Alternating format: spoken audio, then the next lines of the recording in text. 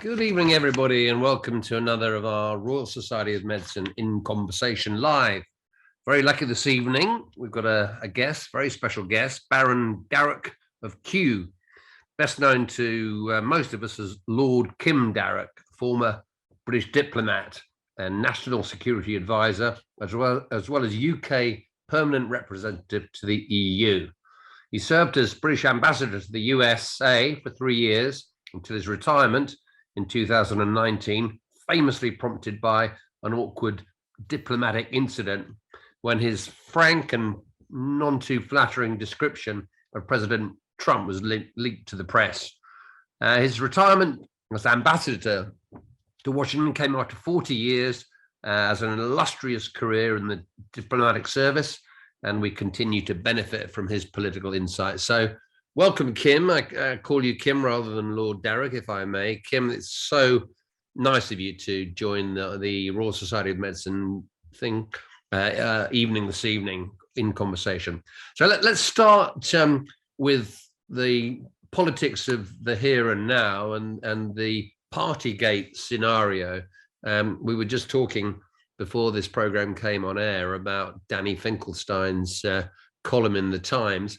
I mean, what do you think about the Prime Minister's law breaking and what is said to Parliament and so on? Roger, thanks for the introduction and thanks very much for inviting me. It's a real pleasure to be here. If I could start in a slightly unexpected place in answering this. Twice in my career, once from 1998 until 2000 when I was the Foreign Office press spokesman, and once much earlier at the end of the 70s when I was a very junior assistant press spokesman, I was responsible for dealing with relations with the media.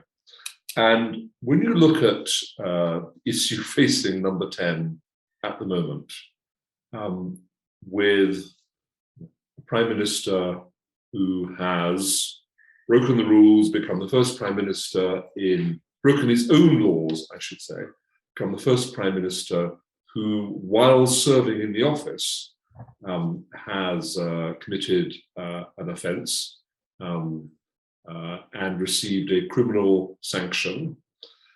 And what's more, has done it by breaking a law that was, he himself introduced, was extraordinarily painful for millions of people around the country. You think to yourself, I can't imagine a worse story to have to explain to the media. So, as a former press spokesman, I think what a nightmare it must be for them all.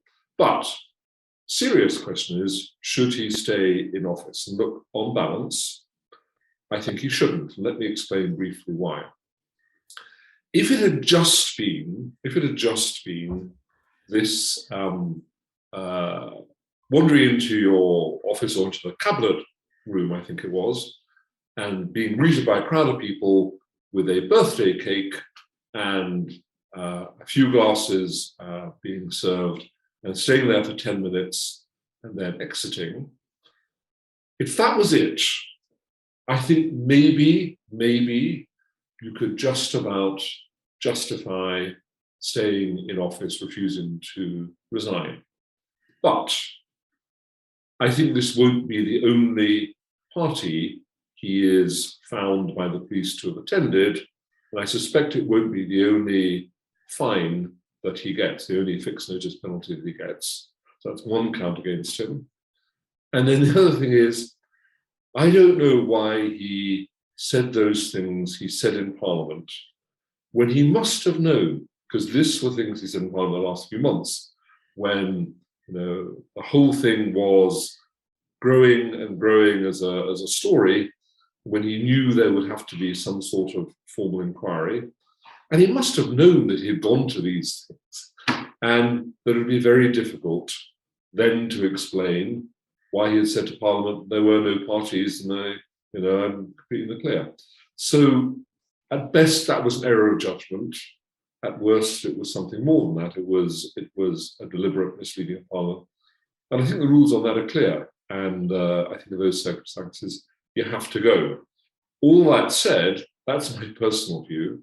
But this is really down to Conservative MPs, because he would win a vote of confidence if one were held, and he doesn't have to have an election until by the latest, I think, it's 2024. So, Standard Conservative MPs and Conservative MPs, from everything I hear, are disinclined to ask him to go, to tell him he has to go. And I think part of that is they still think he is an election winner, or the best that they've got, because the other part is I think they look at the potential alternatives, and once upon a time it might have included the Chancellor. I'm not sure it does anymore after his troubled few weeks. And they don't really think that any of them are as likely to be able to win an election as Boris Johnson is. So my guess is that he will survive. Whether he survives the next election is another question, because the economic clouds are gathering, and it's going to be a storm of unprecedented depth and pain. But on Partygate alone, I think he will survive. Although there's a Sugre report still to come, maybe more fines for him still to come, but I think he'll get through it. I think what would be really interesting tonight is to kind of get your view on the personalities behind these leaders, including Putin, Trump, President Xi in China, and so on. Because you've actually, that was your job in a way to assess the power and the people behind the power in these countries. So, Boris Johnson was Foreign Secretary, wasn't he? Did you come across him then? I did, actually. I first met him when I was his spokesman for the Foreign Office, and he was the Brussels editor for, I think, the Daily Telegraph at the time. So whenever I went across to a European Council with the Foreign Secretary, or the Foreign Affairs Council, Boris would be there in the audience asking some quite difficult questions. And then when I was Foreign Secretary, he came out to Washington twice as Foreign Secretary, at least, I think, maybe 3 times. And then he came out once afterwards as a sort of private politician to do a speech to a think tank. And he came round for lunch at the residence then. So I saw a bit of him while I was in Washington. Yeah. But what I'd say about him is that he is, as a politician, as a campaigning politician, I think he is formidable. He's one of those politicians. People know him as Boris. He's crashed through to that kind of relationship with the public, a bit like they used to call Ken Livingstone Ken. And people seem to, or did, really like his character. A friend of mine who is a big Boris fan, and still is despite his current problems, says, well, which of the current party leaders, or indeed senior politicians, would you like to go out with a dinner and a drink one night? And of course it's Boris, he would say. So there is a sort of entertainment factor about him, a showbiz factor about him, a charisma to him that is unique in British politics at the moment. And he's a formidable campaigner. I think London is basically majority Labour city, but he won the mayorship twice. And he, admittedly, his opposition was Jeremy Corbyn, but he won that election in 2019 pretty comfortably, didn't he? Biggest majority Tories have had for a long, long time. So he's formidable at that. I think as a Prime Minister, he's had a very mixed record. And if he were to win another term or two, you might conclude at the end of that he had been a pretty effective Prime Minister. But on the basis of his performance so far, you'd have to say it was some good points and some quite considerable mistakes. Well, I was reading in the Financial Times weekend newspaper from Camilla Cavendish was saying that what we've got with Boris Johnson at the moment is really no governing, because we've got some slogans, and one of them is save big dogs. So everything at the moment seems to be about saving the Prime Minister, whilst there are such problems with Brexit, with the Ukraine. Maybe he's done a reasonable job with Ukraine. I think you'd have to accept that his leadership with Ukraine has been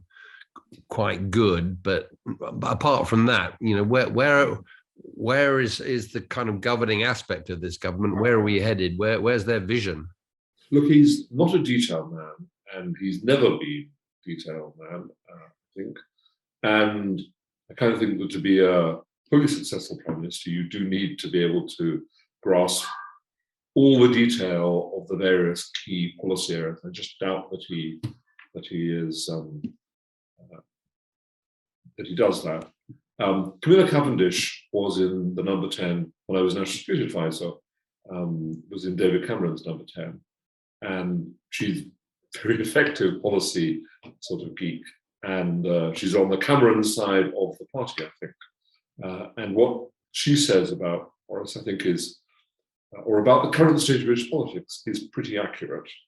But if you choose him as Prime Minister, you're not choosing someone with a strong ideology or with, I think, a detailed and coherent vision for what he wants to deliver in his time as Prime Minister.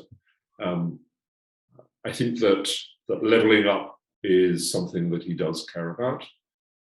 I think he really is a supporter, or become, particularly since he had COVID, a supporter of the National Health Service, wants to see that. But he's not a guy who wants to kind of, in my view, to, for example, restructure the National Health Service and reform it. I don't think he's thinks about structures a lot and thinks this needs to be reformed and this is how you would change it.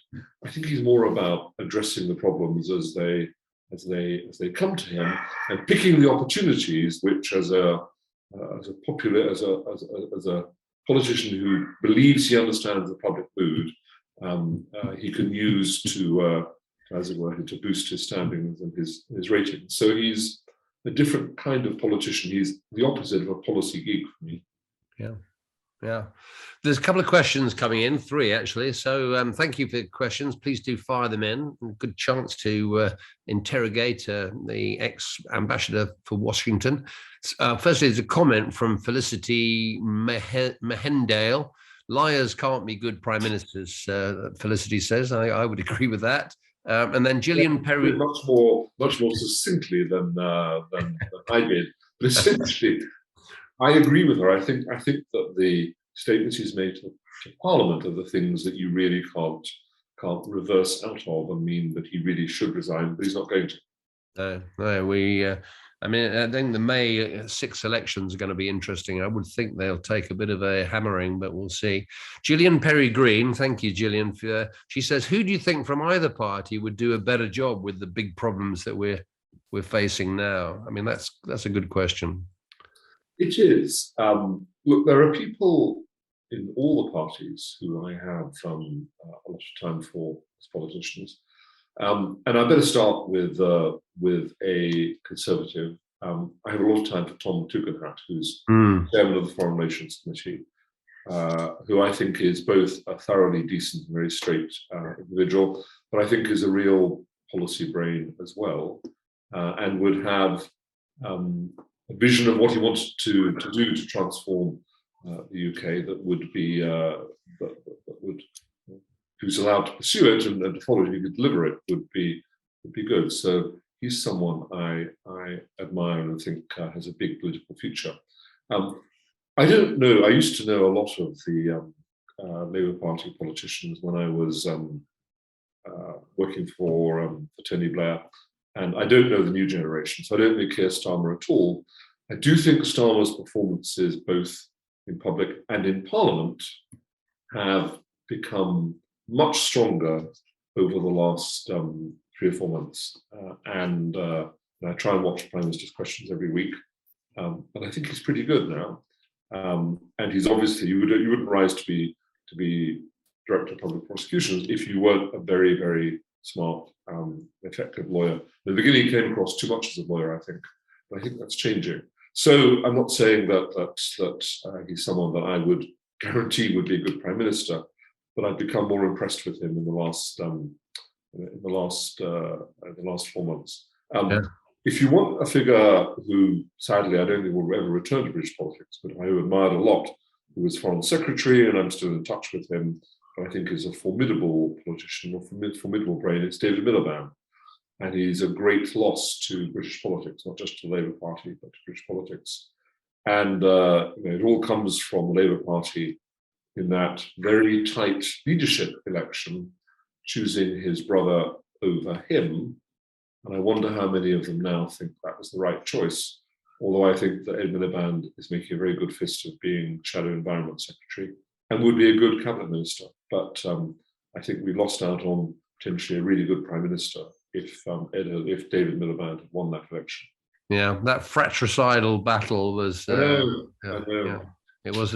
Let's. I just see a comment from my friend Stuart Fleming that we'll come on to, but Joseph McMahon takes us away. I think we might go back to those Tony Blair years where you were advisor to 10 Downing Street, 2004, 2005. But let's move now to Ukraine.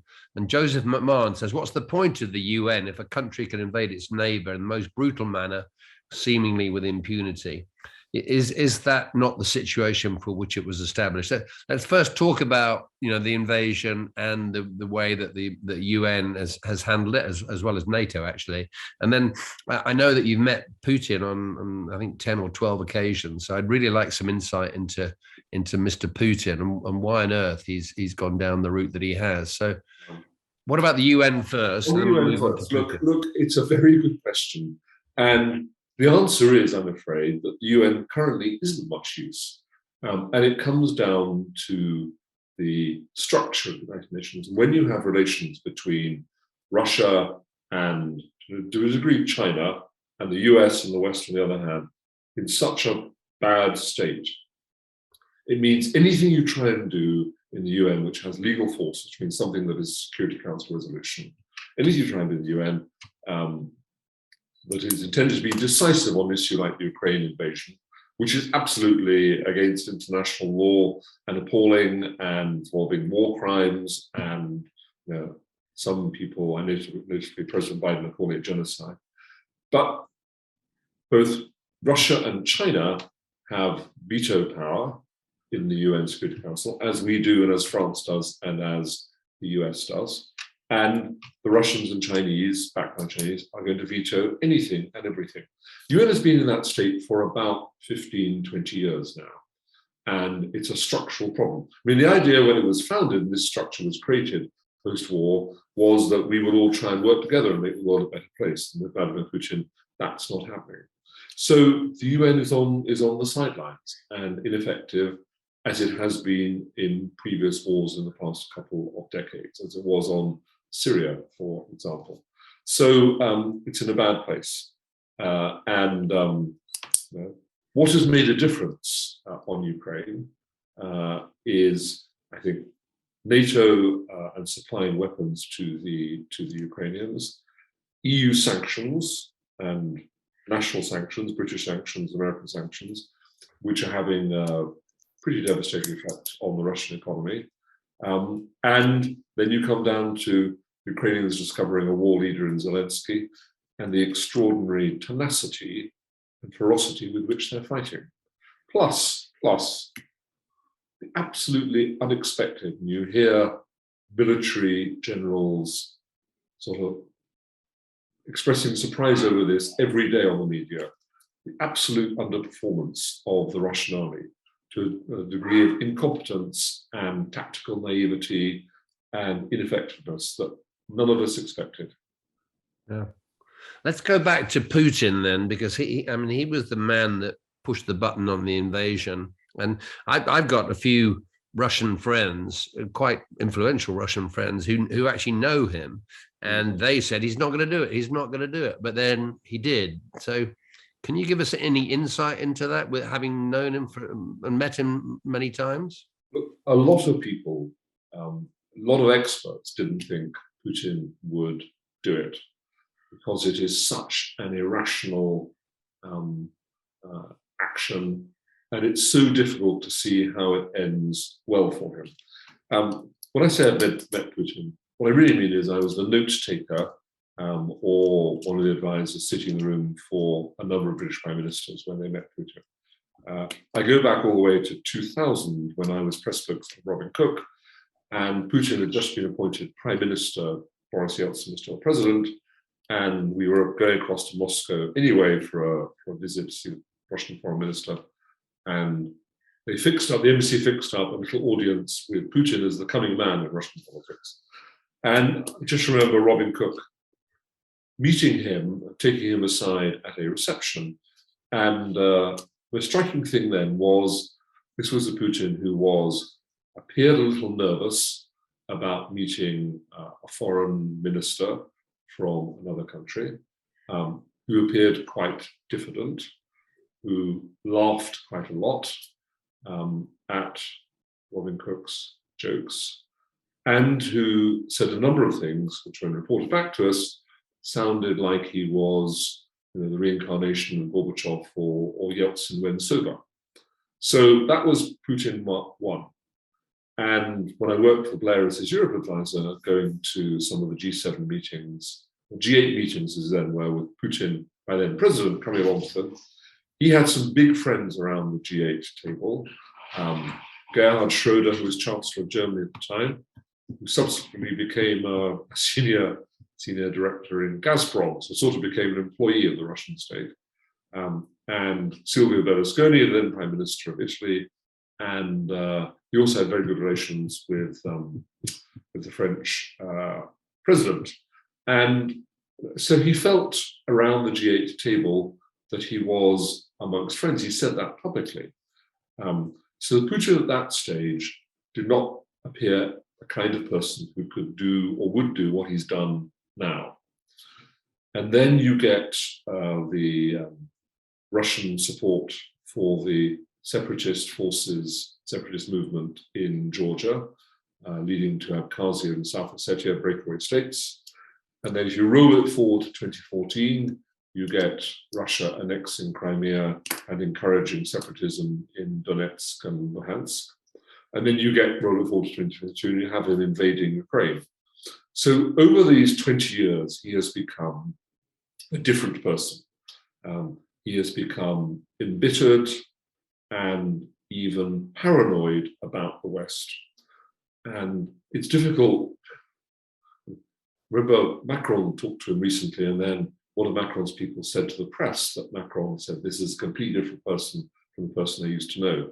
Well, that change has been going on over 20 years. And what has prompted it?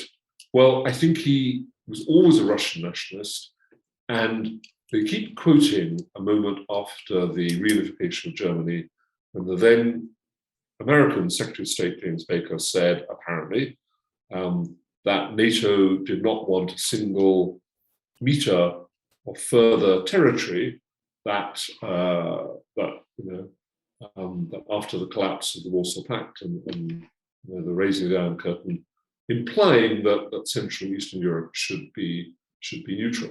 The Russians keep quoting this. Whether James Baker said it or not, I don't know. But anyway, keep quoting it. So there is a great feeling of betrayal that we have used the collapse of the Soviet Union to extend NATO's borders ever further eastwards. So there's that, and that sense of Russia no longer being treated as a great power, as a global player, but just being told you got to put up with this because you're weak and you lost the Cold War, and this is the penalty. Then you have his generals, who I'm sure have been in Putin's ear for years, saying, if you get NATO missiles and NATO forces on our eastern border in Ukraine, then it's a nightmare for our reaction times, and it's a nightmare for our defense in depth, and you mustn't let that happen. So that will be going on. And then I think underneath it all, he doesn't really believe that Ukraine is a country.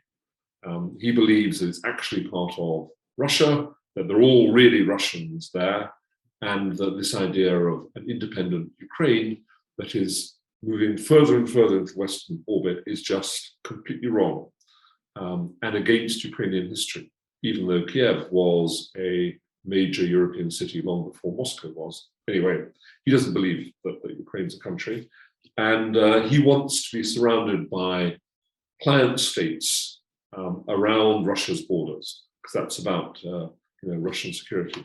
Add all of that together, and add into it the feeling that NATO would not actually fight were he to invade Ukraine, and you get to the place where he is now. But it involves, I think, a massive miscalculation. He goes back to, and I'll finish very quickly, I promise. If you go back to Crimea, Crimea fell in a morning, and half the troops in Crimea, the Ukrainian troops, defected instantly to the Russian side, and there were almost no casualties. I think there were 1 or 2 deaths, that's all. I think he thought that the Russian tanks would roll into Kiev 48 to 72 hours after they invaded. It would be like Crimea all over again. And you just can't know his geography or his history, because Crimea is different everywhere else in Ukraine. And Ukrainians were never going to give in like that. But, you know, as a person, to come at the earlier point, he has changed. There's no question he's changed. And you find medical experts who say he looks different. I think that's right. I think he does. But as a personality, he's unquestionably changed. A couple of medical points I'll make just very briefly. I mean, he looks different. So, and a lot of doctors that I talk to say that he looks like somebody who's been treated with steroids, and there are rumors that he may have some malignancy as well.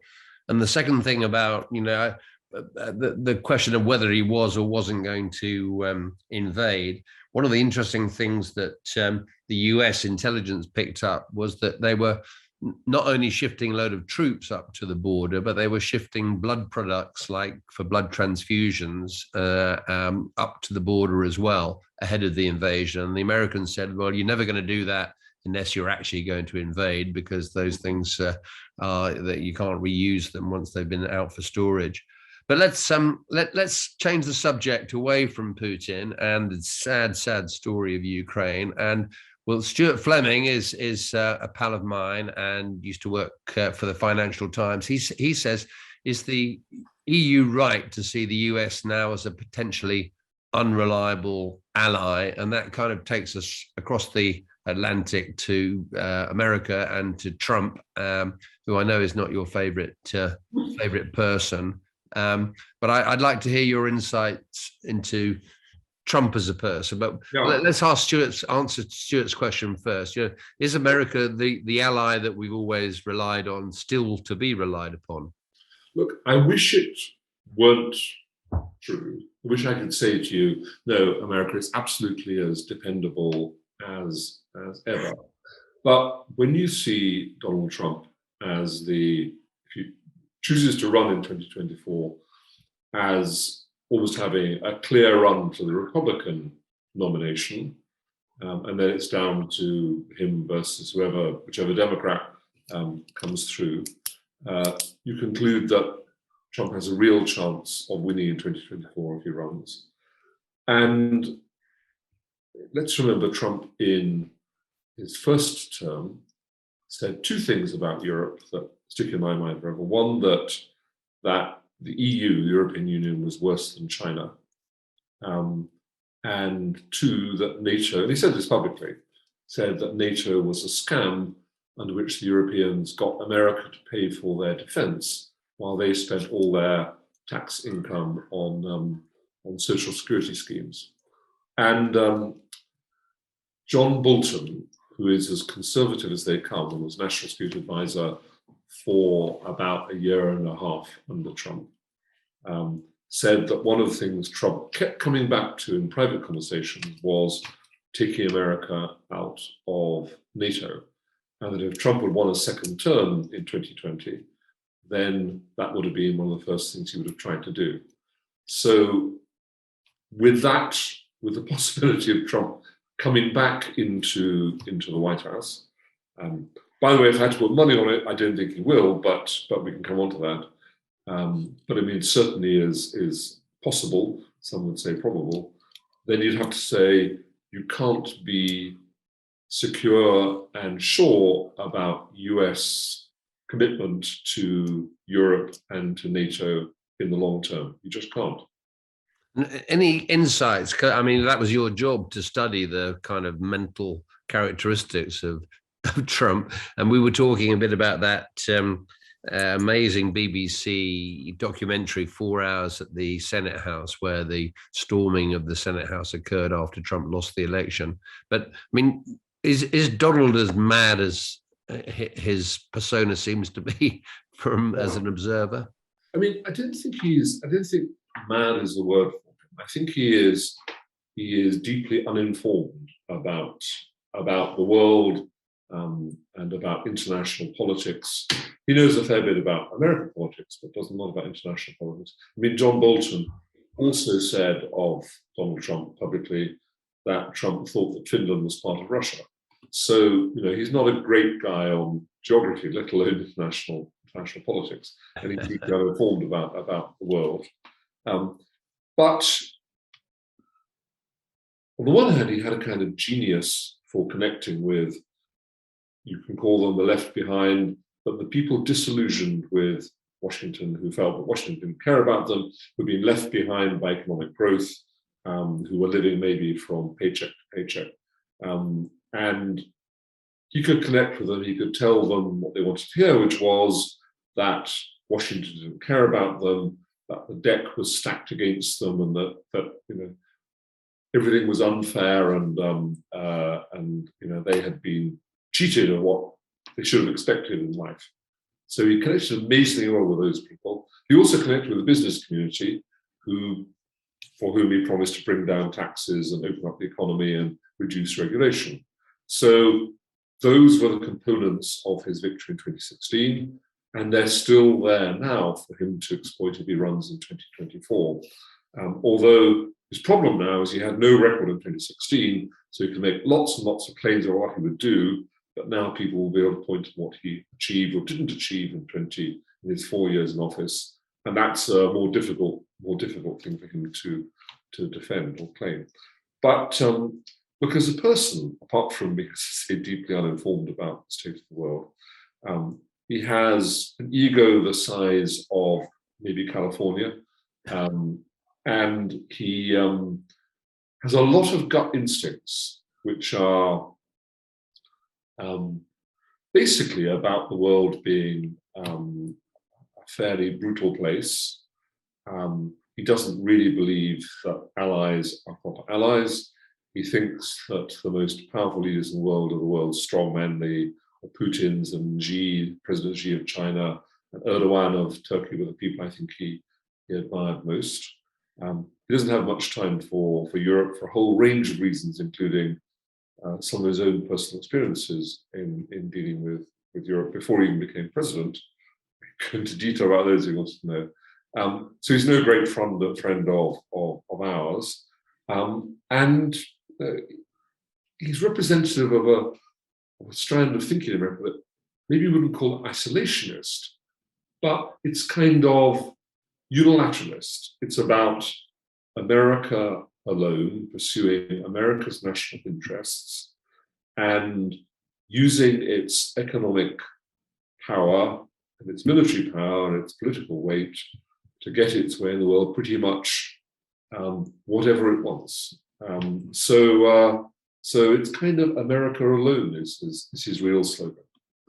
And did you enjoy your 4 years in Washington? That's the top job in the Foreign Office, isn't it? The ambassador to Washington. Strictly in terms of gradings, there are four top jobs, four of the top grade, which are Permanent Secretary of the Foreign Office, Ambassador to Washington, used to be Ambassador to the European Union, though I think mysteriously they've downgraded it, Roger, who knows why, and National Security Advisor. So, I did enjoy them hugely. And, say two things. One, it was an extraordinary experience to be there at this tumultuous time with Trump coming into power in America and with Brexit happening in the UK. And, this was the tectonic plates of history shifting in an unexpected way. And, it was a privilege to be there through that. And second, if you're going to kind of crash and burn in public, the letter that I wrote in 2017 that I had to resign when it became public said two things that made the headline in the newspaper that published it. One, that the government, 6 months in, the Trump government, was dysfunctional and chaotic and disruptive, and I didn't think it was going to change. And if you saw the Trump administration's handling of the pandemic, which led to 750,000 Americans dying, I think you'd be hard pressed to say that wasn't chaotic and dysfunctional destructive. And then I said that I thought that the whole Trump experience could end in disgrace. And you mentioned that extraordinary BBC documentary about the events of 6 January. But essentially, the then president, he was still in the White House, remember, encouraged and maybe more than that. There's a Senate investigation that is moving towards the conclusion, I think, that he actually tried to organize and even direct during the events of the 6th of January, what was going on. But at the very least, he encouraged an insurrection, and he tried to stop American democratic processes delivering confirmation of Joe Biden's victory. And that's an assault on democracy. And if that isn't a disgrace, I don't know what is. So I think those predictions in 2017, if you're going to go down in flames on something, let's go down a couple of predictions that turned out right. Well, it made you very famous. Everybody knows the name Kim Darroch because of it. And it was also, I'd recommend, I've been reading your book, Collateral Damage, today. Very, very nicely written book. So I'd highly recommend that our listeners tune in. Available now in paperback, which is... yeah, audio book as well on Amazon. Okay, just before we leave Ukraine, back to Ukraine, actually, Tilly Tanzi is very helpful in our history of medicine branch of the Royal Society of Medicine. She says, I've traveled much in Russia over the last 20 years and met with friendliness and hospitality, though often appalled by lack of facilities. Now I'm worried about contacting my Russian friends directly. Do you think any association with them might damage them because of the war? Is there anything that we could do to support our Russian medical colleagues? Of course, she says she's supporting the Ukrainians as well. But you know, do all Russians really believe in Putin? And of course, their media is suppressed, and there's a lot of propaganda. But what do you think about Russian people? Look, I think the Russian, first of all, I've had and have Russian friends. So this is about Putin and his regime. It's not about Russia. I mean, Russians are not evil. Russians can be some of the most fantastic people you'll meet anyway. But this is a really tricky and sensitive question. I mean, the answer I should say, I'll say a bit more, but first answer is, you should really consult the Foreign Office, because they will have a better idea than I do sitting outside now of the risks if you try and do that, and whether individual Russian doctors, medical associations, whatever, would be at risk by talking to Brits. My own guess is that they could be, because the atmosphere in Russia, particularly with the war going quite as badly as it has, must be pretty paranoid. Remember talking to Russian officials at various points in my career, notably when I was National Security Advisor, and noting that while you can get things wrong in the British system and you can pay a penalty and you can have to resign or encouraged to resign, the dangers of getting a decision wrong and finding that career-altering, if not life-altering, in Russia are way out beyond anything that we ever have over in the West. So they run real risks, especially talking to foreigners. Not like it was during the days of the Soviet Union, but it's still quite bad and people still watched. So you have to be careful. Whether you could get away with offering medical assistance, I don't know. But again, I think the safest thing would be to ring the Foreign Office and say, what do you think? And they might consult the embassy. The embassy is still there in Moscow, so there are people to consult. But it's not inconceivable there would be risks. Yeah. Well, that's the answer for you, Tilly. You have to be cautious about that. Let's go back to Europe. I mean, during your career, meeting all these politicians and so on, I mean, I know that you worked with Tony Blair. We mentioned that in 2004. But I kind of wanted to come on to Brexit and the beginnings of Brexit. And in the Tony Blair era, we were very pro-European. Things seemed to change after Blair left, handed over to Gordon Brown, and then Cameron won the election. So, I mean, how do you think Brexit came about, and where did we go kind of wrong with our links to Europe, which now we seem so out of phase with the current situation in Europe now? Yeah. Well, you could write a book about this, and something I'm tempted to try. And sure, next book. Maybe. This is a long story, and the fault isn't all on our side, by the way. I think the European side, the European institutions particularly, made some big mistakes along the road. But we had huge problems way back in the early 90s over Maastricht. I remember we got isolated and then outvoted over the launch of Economic and Monetary Union. The Maastricht Bill, the Maastricht Treaty, was a nightmare to get through the House of Commons because I was trying to do it at the time. And Black Wednesday was a disaster because, not without reason, we believed that the then president of the Bundesbank had sort of encouraged the markets to go after the pound by saying, after the lira had fallen out of the European monetary system, he said something to the effect that the adjustments have not finished, there's still more to come. And the markets took that as a signal to go after the pound. So there have been moments in the past when things might have been handled differently, and which contributed to a feeling amongst Brits and even people doing European policies, I did for 15 years, felt this, that we never quite had the same clout in Brussels as France and Germany did, because we joined late, and because it was the whole thing was basically a Franco-German compromise and Franco-German design, and we weren't going to be let in to be equal standing with them in the decisions that were made. Second thing I'd say is that I was part of the decision. It was while I was Europe advisor that the government, in about 2005, decided to not to delay free movement for citizens from the European, Eastern, Central European states that joined the EU in 2004, 2005.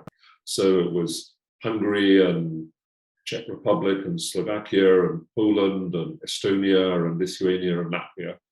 And when that decision was taken, obviously taken eventually by the Prime Minister and the Cabinet, they didn't know how many people would come into the UK, but they didn't expect 2 million to come in over the next 2 or 3 years. Now, if you were in London, this was influx of much needed labour. If you were, I realised later, in the Midlands or in the north of England, it was unfair competition for the few jobs that were available. And I was just very struck when you saw the Brexit votes coming in, particularly from the north of England and the Midlands, mostly majority for leave. And people were interviewed and say, why do you vote leave? How big a factor immigration was in a lot of their thinking. So there was all of that. I think that the 2008 financial crisis was also bad because the EU then became focused on the Eurozone. If you're outside the Eurozone, as we were, you were really not able to influence policy that was designed to bail the Eurozone out of its problems, and particularly fund money towards Greece. The British taxpayers' money went to Greece then, and the then government didn't much approve of that. All of that said, I was still personally surprised when we voted to leave. I was in Washington at the time, and remember vividly the evening when the votes were coming in, and someone had sent me some predictions on the basis of the opinion polls, where the votes would be. And as the first few votes came in, one of them was for Sunderland. The vote for leave was so much bigger than the prediction on the piece of paper I'd been sent that I thought, this can't be right, what's going on? And I emailed a pollster friend of mine in the UK and said, what's going on? And he said, no, don't worry about it. The Sunderland result is an outlier. So I was reassured, and then an hour later he emailed again to say, actually, forget I said that. I think it may be different. I'm not so confident about my views anymore. So it was still a surprise to me. And I think one of the problems, apart from immigration, the feeling we weren't really first-class members, memories of Black Wednesday, all these things, was it was very hard for conservative government, which had often presented each European Council as a matter of war and peace, and either we beat the foreigners or they beat us. As an organization, as a construction, they really believed was for everyone's good. It's very hard to go from being a sort of Eurosceptic and being quite critical of Europe publicly, as a number of ministers of the government were, to suddenly say it's a great thing and you should vote for it. So it was like credibility also, I think a very badly fought Remain campaign. So a number of factors come into it. But in the end, we are where we are. Yeah. And do you think, I mean, it's back to Boris and Nigel Farage, I suppose, and Michael Gove to a lesser extent. I mean, do you think without those kind of big political personalities, we would have got a different result? Or I think that the key figure without which the Leave campaign could not have won was Boris Johnson.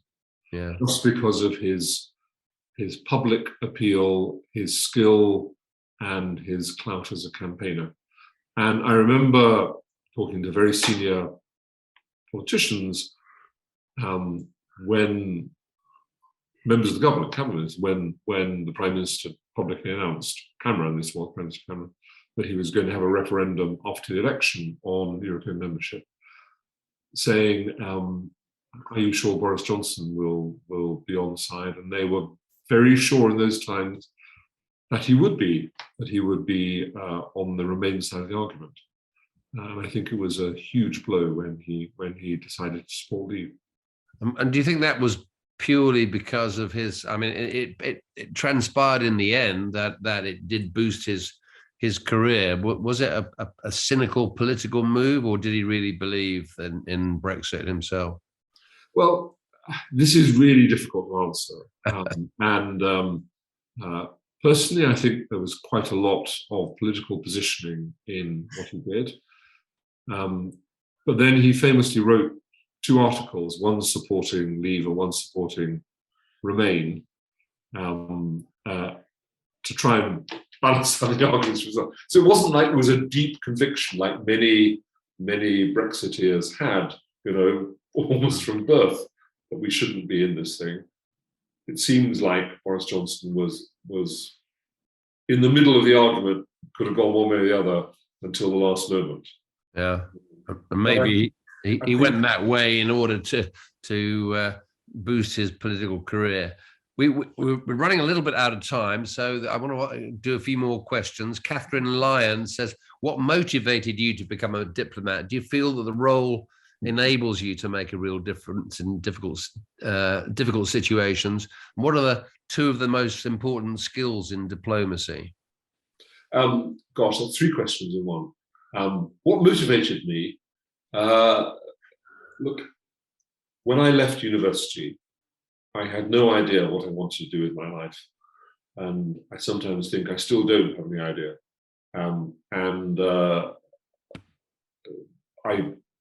I pursued the Foreign Office as the only interesting bit of the civil service, as one of about 4 options. And simple answer is they offered me a job first. And I had a 2-2 in zoology from Durham University, so it feels a bit odd. But one of the nice things about the Foreign Office is all they demand is a degree. They don't care what level it is, they don't care what subject it is, because they have their own entrance exams and interviews. And if you get through those, then you're in, even whatever you studied at university and whatever grade you got. And I had some interviews with companies scheduled for about a month after the Foreign Office result came in. So it would be the other way around, and they'd offered me a job first. I might never have got into diplomacy. So it's not as if it was a lifelong vocation. Do I think I was able to make a difference? There are things in my career that I was, quite, not to overstate it, but it was very satisfying to have delivered certain things that I did in my career, certain negotiations that I led on, or certain things when I was doing Bosnia and Kosovo in particular, when I was the Balkans expert in the 90s during the Bosnian War and the Kosovan War. But I feel afterwards I'd really contributed to things.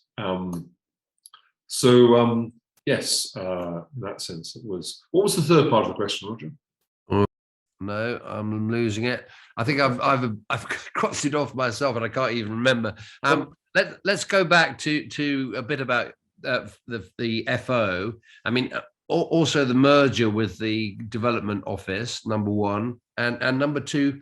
When I was looking at your book today, you kind of mentioned that the embassies, the big embassies, are sort of run down. And I know my friend Howard Drake, who was the one that put me in touch with you, he used to be ambassador to Canada, was saying that the British embassy in Canada, rather like you describe in Washington, when you heard there was a leak, you thought it was a leak through the ceiling because the building is actually a bit run down.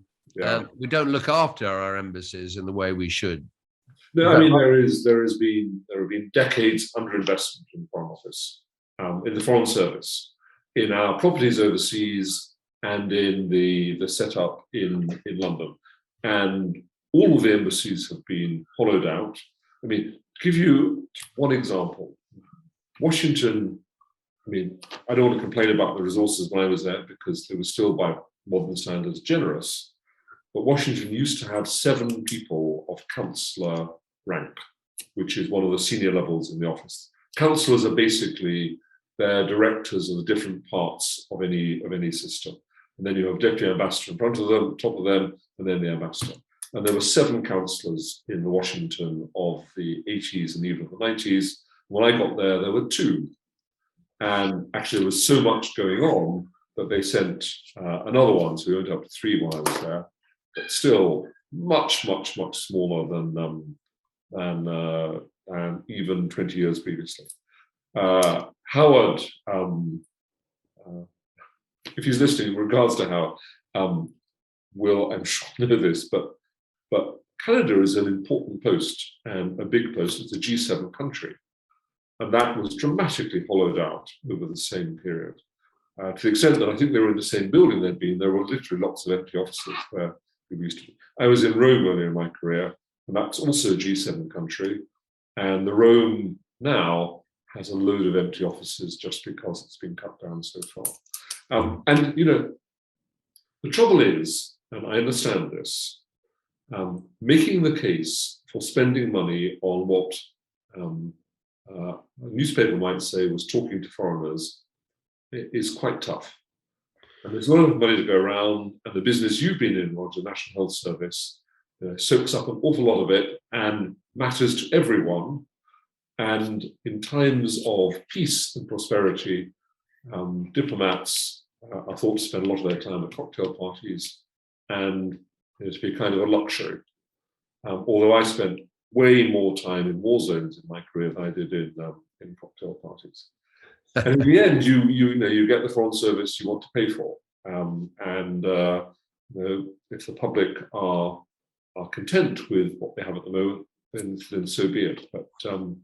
But it also cuts down on what you do to help Brits when they are in trouble overseas, when there is an earthquake or a tsunami or something like that. I mean, all of these things, the more you hollow out the Foreign Service, the fewer resources you have when times get difficult. Americans seem to be spending enough on their American embassy in London. Catherine Lyons just saved my bacon because she's come back with reminding us what the last question, part of her question was. Thank you, Catherine, for so much. What are the 2 most important diplomatic skills? Yes. Yeah, that was it. So can you answer that? Yeah, I think so.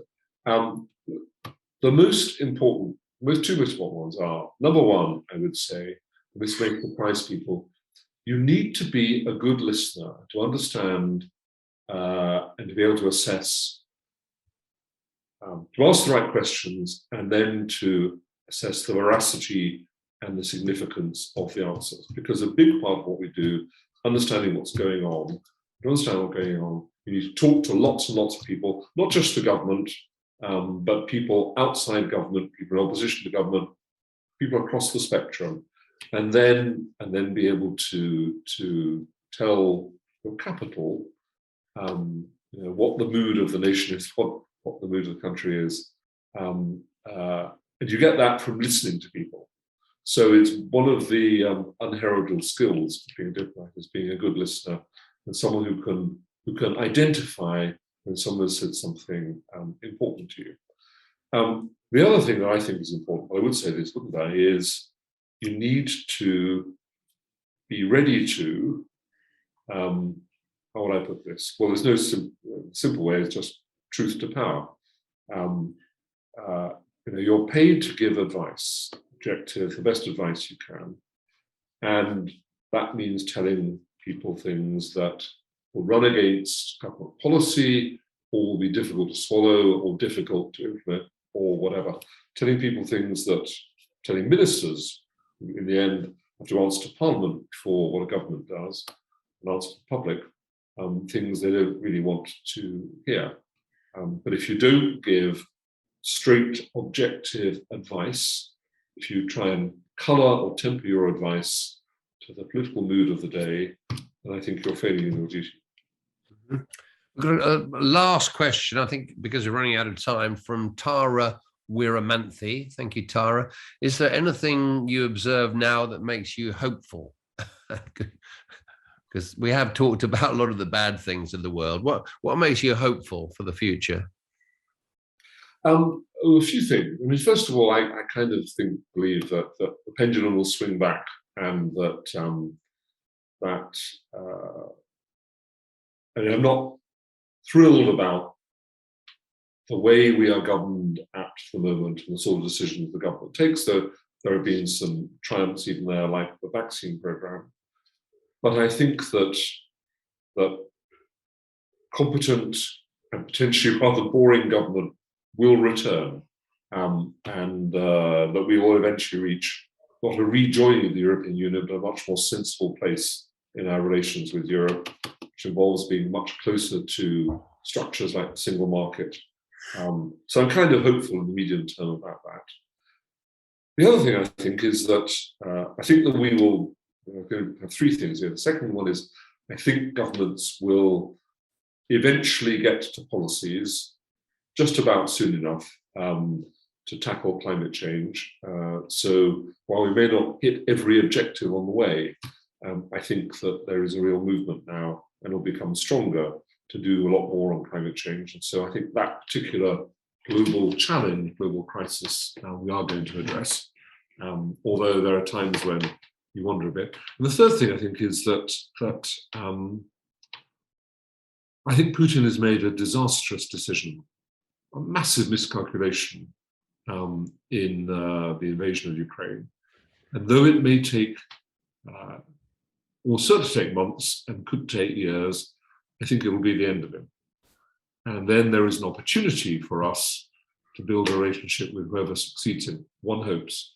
I mean, you go back to the days of Gorbachev and even Yeltsin when he was sober, and it seemed like we could build a world where we and the West and Russia were not adversaries. And maybe that opportunity will come back and we can do it better this time.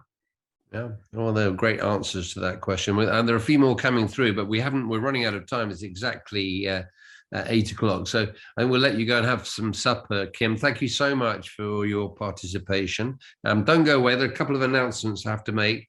Next Wednesday, we've got an in-house in conversation with Angela Rippon, famous TV personality from Antiques Roadshow and Newsreader, and lovely, lovely lady. So if you want to join us at the RSM next Wednesday, everybody, you can't come for dinner now because we've already closed the dinner afterwards, but you can come and watch the show and have a drink with us afterwards.